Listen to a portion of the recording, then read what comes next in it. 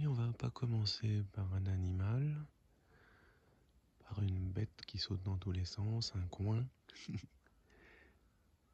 juste par un magnifique coucher de soleil, ici dans le Berry, avec toutes ces nuances, toute cette beauté.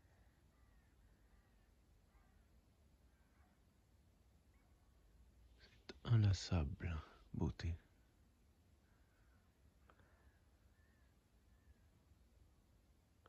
Et ensuite, on va aller voir un petit peu des plantes, faire du rempotage. Et je vais vous présenter le Musa sikimensis, un extraordinaire bananier qui tient le gel, qui tient aussi le chaud et qui grandit jusque 4 ou 5 mètres une fois adulte. Voilà, je vous laisse avec moi contempler cette lumière.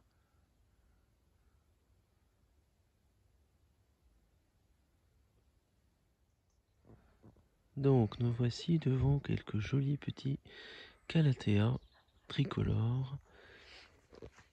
Je trouve vraiment très beau. Enfin, c'est des boutures que j'avais fait au printemps, ça devient des touffes. Je vais séparer tout ça, les mettre en petits pots et vous montrer le résultat. Ça fait des petites boutures comme ça. Et ensuite on ira voir notre ami le bananier sikimensis, par exemple celui-ci. Donc voilà le résultat de la bonne dizaine de plants, quinzaine de plants de Calathea tricolore, avec toutes ces nuances et variations entre les plants, certains très roses, d'autres plus verts, etc.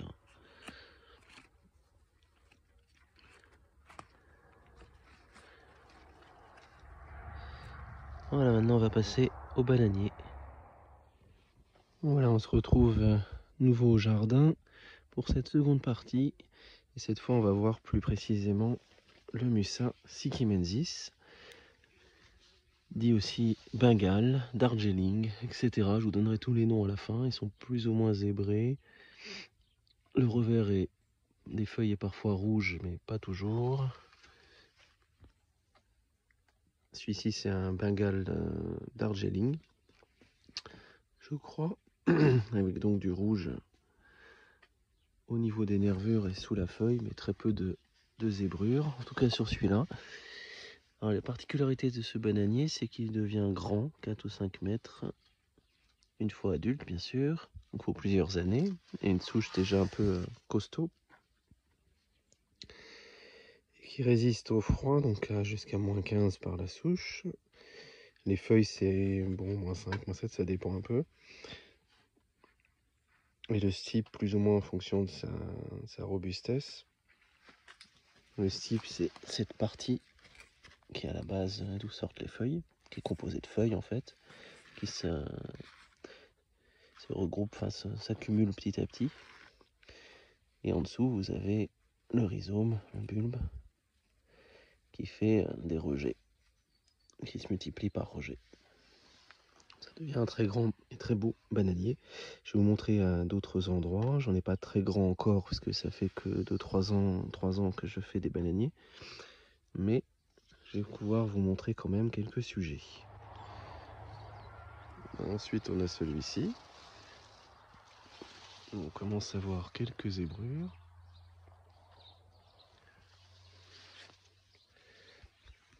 Donc c'est un sujet qui est déjà un petit peu plus grand. Il y a son parent qui est par là.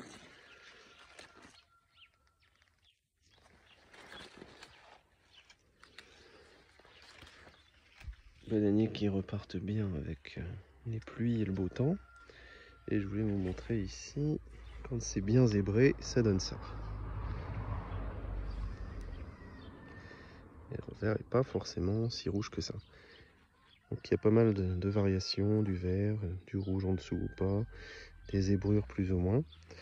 Et pour finir, je vais vous montrer les petits plants que j'ai semés au printemps et qui poussent tout doucement. Donc pour voir les petits plants, on vient dans la serre, la petite serre nursery. En voilà un. On commence à voir légèrement les petites zébrures, mais il n'y en a pas forcément tout de suite, ça vient des fois plus tard. Puis ça peut venir et repartir. Il y a ceux-là. Voilà, il y en a quelques-uns. J'en vends éventuellement si ça en intéresse certains, mais il faut les garder un peu, les protéger un peu avant qu'ils deviennent plus grands comme ceux qu'on a vus avant. Voilà, il y en a pas mal dans tout ça. Je vais conclure ensuite avec quelques infos plus spécifiques et quelques images. Merci. Donc, concernant le Musashi kimensis, je vous montre la page Wikipédia. Et là, c'est en anglais. Vous pouvez rechercher, il y a peu d'informations, on en trouve ailleurs, puis je vous en ai donné quelques-unes. Et ensuite, je vais vous passer quelques photos des différents feuillages, des différentes hauteurs, un peu de diversité. Je trouve que c'est un bannier très beau par la diversité des sous-variétés en fait qui existent. Voilà.